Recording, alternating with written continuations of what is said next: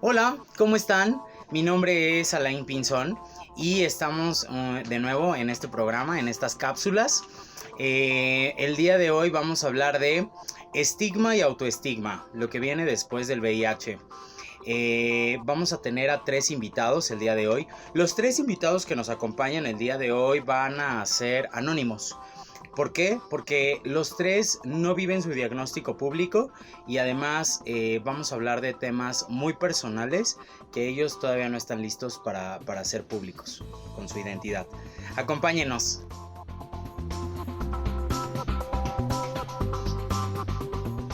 Vamos a iniciar con nuestro primer invitado. Cada uno de nuestros invitados va a tener preguntas distintas. Y al invitado anónimo 1 le tocó la siguiente pregunta. Para ti, el estigma, ¿cómo cambia tu día a día, amigo? Hola, pues de forma trascendental. La verdad es que cuando tuve mi recién diagnóstico fue muy complicado porque tuve un autoestigma. Yo mismo fui víctima de mi misma discriminación hacia mí, de mi mismo repudio, de mi misma... eh, me sentía defraudado. Todo lo peor que la sociedad me pudo haber dicho y que al día de hoy no me lo ha dicho, yo me encargué como de que fuera dentro de mi mente, ¿no? Eh, Porque viví dos duelos inmediatos. O sea, el primero fue enterarme que mi diagnóstico fue por una persona con la que yo convivía durante 6 años, que fue mi pareja. Y segundo, el no saber qué voy a hacer ahora con mi vida. Yo ya tenía un diagnóstico impreso. ¿Y ahora qué sigue? ¿Y ahora qué hago? Y lo primero que hice fue irme a mi casa, encerrarme solo, a vivir o a empezar a vivir este cierto duelo. Dejé de trabajar durante 2 semanas, pedí días en mi trabajo, ya no quería salir, no quería convivir con nadie, sentía que las personas conocían mi diagnóstico, que me señalaban. La verdad es que fui muy duro conmigo mismo. Después de eso, bueno, pues tuve 2 intentos de suicidio. Yo pensé que, pues después del diagnóstico ya no había algo más, ¿no? O sea, ¿qué más me podía pasar? Pues ya tengo la enfermedad incurable en el mundo, ¿qué más, no?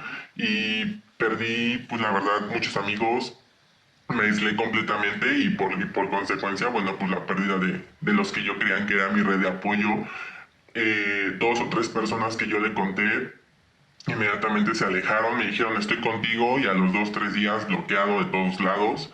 Eh, Fue complicado porque aparte yo mismo me castigué, ¿no? Entonces era un castigo de mí para mí y eso me llevó a exiliarme de mi propia casa, tomé la decisión de independizarme, pero no con el deseo de ser independiente económicamente y de ser una persona más sensata. Y no, no, no, o sea, yo me independicé por el miedo en que un día fueran a encontrar debajo de mi cama mis estudios, mi carga viral, en que fueran a encontrar mis frascos, incluso en mis cajones personales.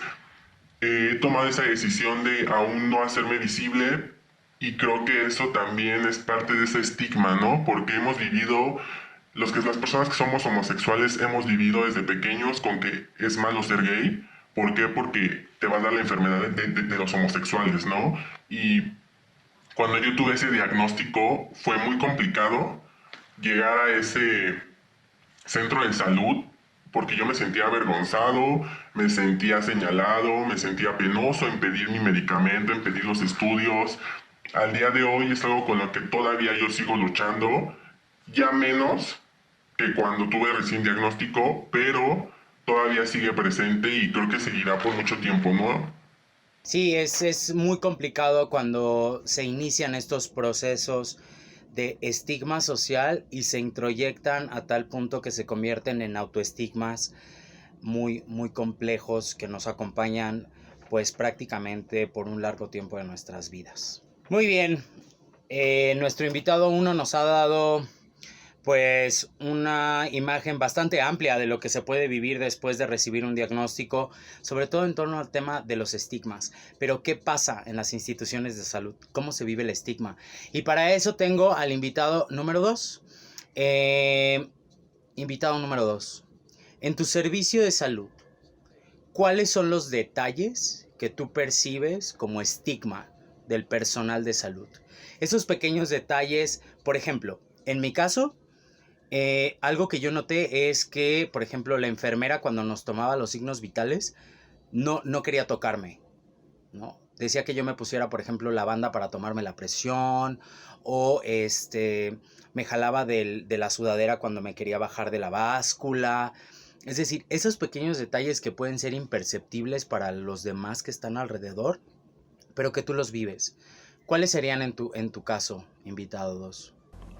Bueno, en mi caso el estigma no fue pues, tan agresivo o tan marcado en el sentido como fue el tuyo quizá, pero fue, de inicio lo dividiría en dos, ¿no? Cuando recibes el diagnóstico y llegas a la clínica familiar, que es donde precisamente llegas como a pedir informes, la percepción que yo tuve más bien fue de parte del personal como de lástima, ¿no? Como de ver a un nuevo desahuciado prácticamente, ¿no? Yo creo que también desde ahí empezamos como a enfrentarnos como a esta nueva percepción de los otros, sobre todo el personal médico, hacia la persona, ¿no? Entonces sí fue como de, chino, pobrecito, este, pues a dónde lo mandamos, ¿no? Y entonces ya, porque ni siquiera ellos tenían como la información, entonces yo creo que también esa desinformación, sí de alguna manera violenta o crea un ambiente como, pues no tan favorable para que una persona que recién se diagnosticó pueda como enfrentar como, pues la nueva noticia, ¿no?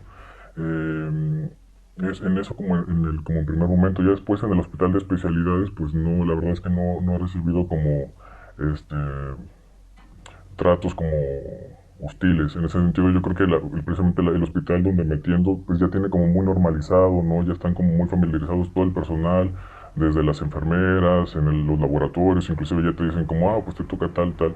Bueno, eso hablando como de quizá un poco desde mi persona, ¿no? Porque haciendo como rasgos, en cuanto a rasgos físicos, pues sí hay ciertas cuotas que en general las personas pagan para hacer como tener mayor aceptación que otros, ¿no? Porque sí he sabido el caso de otros pacientes en los que sí el trato no ha sido como tan cordial, quizá como el que he tenido yo.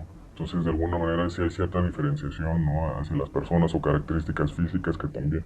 O sea, lo digo específicamente porque en general en México yo creo que sí hay que cubrir ciertas cuotas de blanquitud para que te traten bien, ¿no? O ciertas cuestiones como de rasgos, pues bueno, referentes como a cómo te vistes, ¿no? Que eso hace que como te ven te traten, ¿no? Claro, es súper importante lo que nos dices, invitado 2, porque entonces estaríamos hablando que hay estigma dependiendo cómo luzcas, ¿no? Dependiendo qué tono de piel tengas, dependiendo en dónde vivas y dependiendo cómo te veas, ¿no? Y eso es todavía pues más grave en los servicios de salud pública. Que como dato, les digo a las personas que nos están viendo, todas las personas tienen que ser tratadas dentro de los centros de salud y dentro de los servicios de salud con respeto y con dignidad. Eso es lo más importante. Cuidar la dignidad, proteger la dignidad de la persona que está siendo atendida en ese centro de salud. Muy bien, me parece que es importante también el trazo que se nos da desde las instituciones de salud pública y el trato que podemos o no podemos recibir. Sin embargo, ¿qué pasa ahora con la pareja? Después de recibir un diagnóstico, creo que lo principal que nos preguntamos es, ¿y ahora quién me va a querer así? ¿No? Muchos usuarios me escriben con esa pregunta tan sencilla y a la vez tan inentendible y tan dolorosa. Y para eso tengo a mi invitado número 3. Y la pregunta para nuestro invitado número 3, anónimo, es: ¿cómo describes el autoestigma en tu relación de pareja que tienes en este momento? Y yo le agregaría, ¿cómo ha sido, por ejemplo, esta relación que has tenido ya con un diagnóstico a la pasada donde no lo tenías? Cuéntanos. Ok, cuando yo recibí mi diagnóstico, yo tenía una pareja. Entonces, en ese momento me fue fácil llevar el diagnóstico porque los dos lo recibimos como positivo y de cierta forma pensamos, o yo pensé que iba a ser más fácil acompañarnos y de cierta forma sí lo fue. Ya después, años adelante, te das cuenta que te quedas en un lugar súper tóxico en donde posiblemente no tenías que estar solamente por el miedo a no vivir solo esto y sentir que eso que tenías era lo más seguro. Entonces, al terminar esta relación llega el verdadero estigma, el saber que estoy empezando de cero, que me voy a enfrentar a vivir mi diagnóstico yo solo. Si bien ya llevaba como años trabajando en ello, es diferente porque te pones a pensar cómo conozco a alguien, tengo que decirle de inicio que vivo con VIH o no, en qué momento, cuál es el momento idóneo para hablarlo, creo que no lo hay.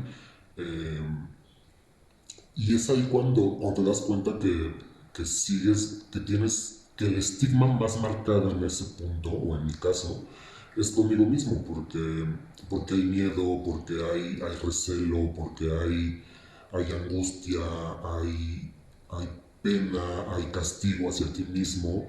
Y lo primero que debemos resolver, creo, es eso, las cuestiones propias, la apropiación, el autocariño, la autoaceptación, para que después puedas lidiar con el estigma que viene de los otros, porque si bien encuentras una relación, mi relación ahora con el novio actual que tengo es diferente.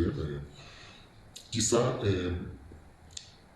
es diferente porque los dos dimos con el diagnóstico también, entonces de cierta forma sabemos lo que vivimos, sabemos lo que pasamos, tenemos ese entendimiento que a lo mejor con un amigo o con un familiar no se tiene porque por más apoyo que te den, no lo viven. Pero creo que lo vivo mejor porque aprendí a dejar de castigarme, aprendí a llevar mi proceso yo mismo, aprendí a entender que el te quiero más difícil pero más importante es el te quieres a ti mismo, me quiero a mí mismo, y con eso puedes lidiar con los demás problemas, rechazos, angustias que va a haber, porque si bien siempre van a existir, si tú estás seguro de que llevas el camino que es mejor para ti, te lo hace mucho más llevadero. Creo que eso es lo importante, el primero, la autoaceptación y el autocariño antes de buscar un cariño adicional o de un segundo o de un tercero, porque quizá no va a funcionar. Wow, eso es como lo más importante, ¿no? Porque creo que siempre nos estamos preguntando, o la mayoría nos estamos preguntando, ¿quién me va a querer así? En vez de estarnos preguntando, ¿cuándo me voy a querer así, no? O sea, ¿cuándo va a venir la aceptación? ¿Cuándo va a venir la autoestima? ¿Cuándo va a venir, pues, esta reparación interna de todo el daño que nos hacemos constantemente solamente por haber recibido un diagnóstico, ¿no? Y las circunstancias que rodearon en ese momento la noticia, como en tu caso, el tener una pareja, pues, de tiempo que no tuvo el entendimiento necesario para poder seguir, ¿no? ¿Qué importancia? Me parece que es como sumamente importante también que les digamos, yo en ocasiones veo muchísimo en redes sociales la pregunta ociosa, perniciosa de, ¿tú andarías con una persona con VIH? Y yo siempre pregunto o respondo, ¿qué te hace creer que una persona con VIH andaría contigo? ¿No? Es como, pues sí, ok, tengo VIH, pero pues, ¿qué tienes que ofrecer tú como para que yo quiera andar contigo? Y es como este tipo de preguntas que se hacen mucho en redes sociales nos hablan de esta falta de entendimiento y de empatía hacia con las personas que vivimos con un diagnóstico, ¿no? Muy bien, los invitados que hemos tenido el día de hoy en esta cápsula para hablar de estigma me parece que nos han dado una amplitud en el escenario que puede vivir una persona con VIH, sobre todo después de la notificación reciente, ¿no? Tenemos la experiencia de la pareja, del servicio de salud y de la vivencia de otro estado y por supuesto el reciente diagnóstico. ¿Qué pasa? Me parece importante que para las preguntas de cierre que he preparado, cada uno de nuestros invitados, les pido que nos la contesten de forma específica. Iniciaría con el invitado número 2. Vivir con VIH en otro estado de la República cambia todo. Cambia todo. Me refiero a cambia la forma en la que eres tratado, la forma en la que eres canalizado, la forma, cuántas horas tienes que viajar para llegar al lugar de servicio médico. ¿Cambia también el estigma, amigo? ¿Es diferente vivir el estigma allá? Quizá cambia la manera como de abordarlo, sobre todo del personal médico y sobre todo también yo creo que de las políticas públicas que existen, digamos como en cada estado, ¿no? Yo creo que sí hay una diferencia muy marcada entre Ciudad de México y el estado y los estados del norte, por ejemplo, los estados del sur, ¿no? Cuando no estamos dentro de la burbuja de Ciudad de México donde tienen como este reconocimiento de la diversidad y de las libertades, pues tampoco permea como en el trato que recibimos como de los profesionales también, ¿no? Yo considero que se ve sobre todo en esta cuestión como de paridad o sobre todo del reconocimiento a que existen prácticas sexuales diferenciadas entre hombres y mujeres y entre orientaciones, ¿no?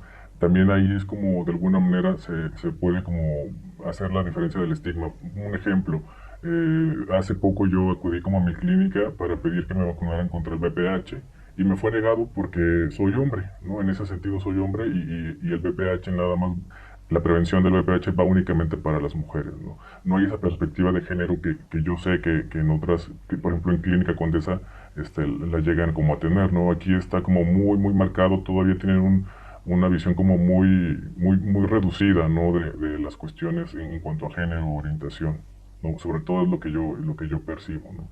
La legislación, los congresos locales están haciendo como su chamba, pero muy lento, ¿no? O sea, vemos que en Ciudad de México hay leyes en cuestión de la despenalización del aborto y que es libre, gratuito y seguro.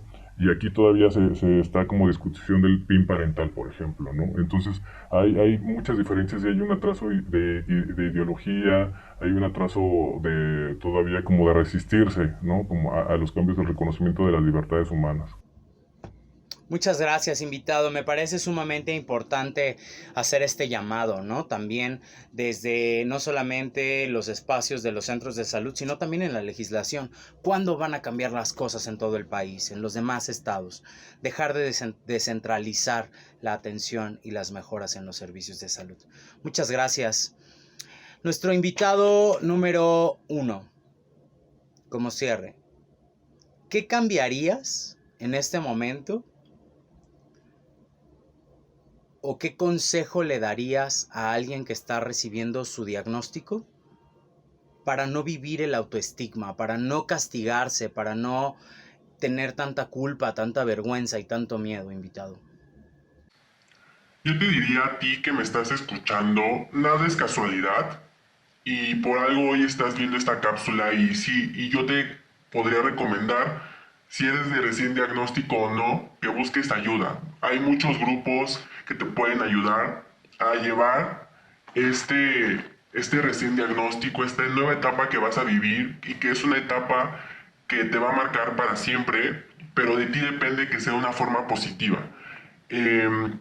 No está bien lo que mucha gente dice, lo que la sociedad te dice y te crea ese estigma. No permitas que invada tu mente. Solamente tú decides lo que está bien y lo que está mal.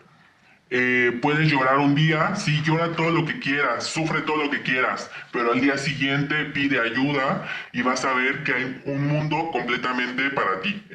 La vida no se acaba con un diagnóstico de VIH.